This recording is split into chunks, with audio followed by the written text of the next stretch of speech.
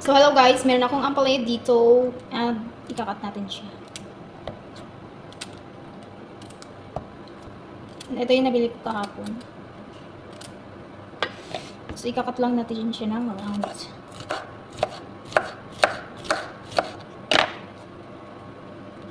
So, tatanggalin natin yung ating sa loob niya.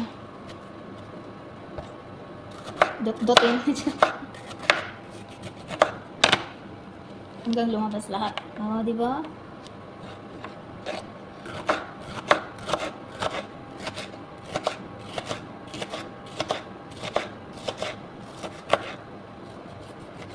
So, bilog.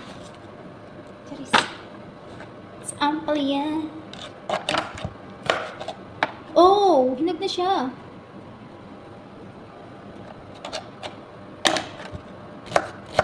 Uulamin namin to bukas. Kasi nga, may ulam kami ngayon. So, ikakat ko lang to guys. Para pag ready ko na siyang iluto tomorrow. Ihalo ko to siya sa sardines. Ay, sardines. Ihalo ko to sa itlog.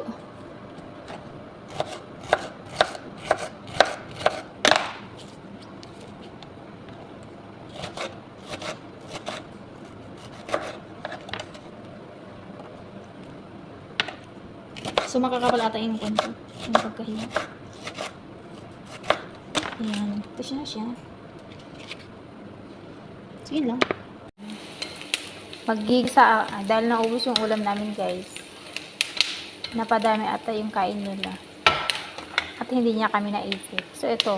Mag-gisa ako ng ampalaya. Yung ampalaya, guys. Ayan. Lagyan ko siya ng itlog.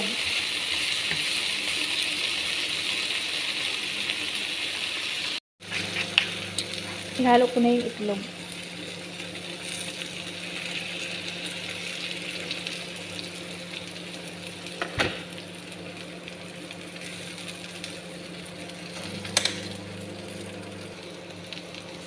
Pwede na to. Naksot na eh.